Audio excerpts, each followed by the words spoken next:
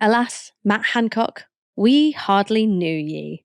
The former health secretary and I'm a Celebrity contestant announced last year that he'd be stepping down as MP for West Suffolk at the next general election, meaning a tasty, safe seat was available for enterprising politicos.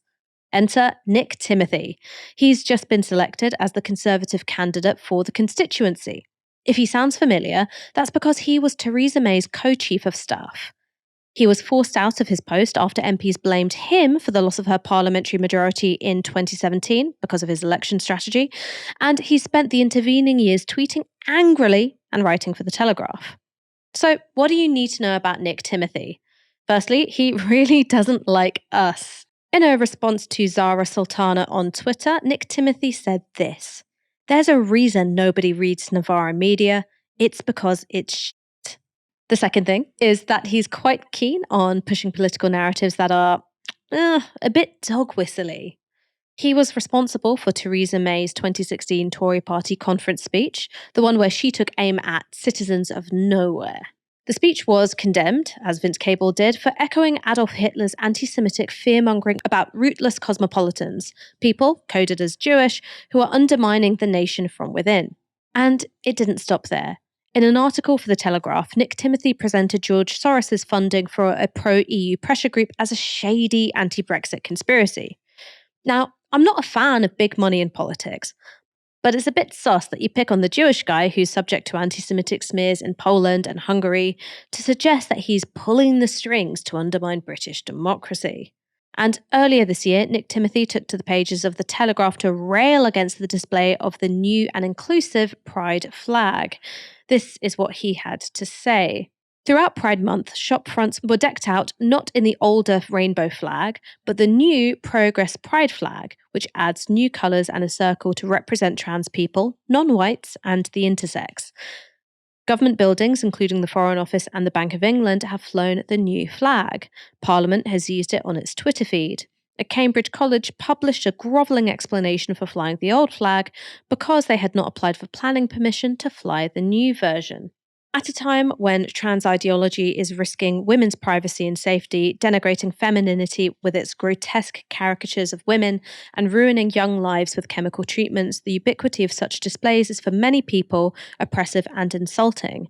Yet the decision makers fear the mob more than they fear the moderate wider public. Lord, grant me the entitlement of a straight guy complaining that the pride flag doesn't adequately represent his worldview. I mean, look, it's really not for either of us, Nick. We're straight. But look, this is pretty cut and dry transphobia. Because what Nick Timothy is saying goes far beyond any respectful, good faith discussion about how self-ID might interact with single-sex spaces for women. He's saying that any representation of the trans community amounts to an ideological attack on women's safety. And it's those people who feel like trans people are discriminated against, that they need more legal rights than they have currently, who are oppressive and insulting. Not the politicos turned journalists who disparage trans women as a grotesque caricature of femininity. So what we're getting is a real policy exchange pilled headbanger who thinks the biggest problem facing the country is that the pride flag looks different these days and can't stop doing accidental anti-Semitisms all over the place. It's as if a human being sprang fully formed from the Telegraph's id. West Suffolk has a Conservative majority of 23,000 and, barring a spectacular upset, will probably stay blue at the next election. So, Maurice, what do you reckon? Is Nick Timothy standing for MP as the first step towards a run for Tory party leader?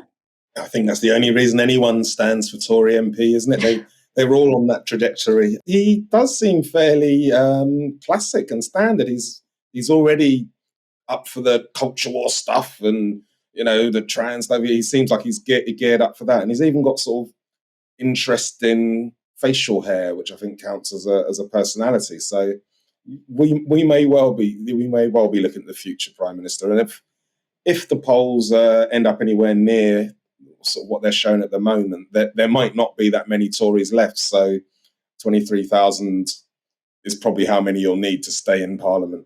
Did you think it was as bizarre as I did that you had a straight guy complaining about the Pride Progress flag? Because I was really like, we're not meant to be in this picture, cuz this isn't for us. This isn't our discourse. we can take the weekend off. It's a tune we've heard before. It's like right-wing politicians suddenly caring about, I don't know, working class white boys or something. It's like, that's not your thing. You're using this to bash someone, in this case the trans community, because it plays to his crowd. Of course, ask him a couple of months ago, he wouldn't have known what the different flags meant, I'm sure. So it's yeah, performative nonsense. One last thing to ask you on this, and it's about what the Conservative Party after Sunak might actually end up being, because they've jettisoned Johnsonism with Boris Johnson, which is a kind of red Toryism, little bit of regional redistribution, do a bit of culture wars over here. You've got Rishi Sunak, who is sort of doing austerity 2.0 whilst trying to dip his toe into the culture wars. What comes after that? Where are they going to go? It'll depend on what happens, obviously, at the next election. If they lose and, Starmer's doing stuff and being popular and that, then that squeezes quite a lot of space out that the Tories could move into. And the only sort of land they could move into is further right wing and being even more on this culture thing. But I hope that that's a smaller and smaller rump of society. So yeah, I think what happens to the Tories over the next few years is going to be fascinating.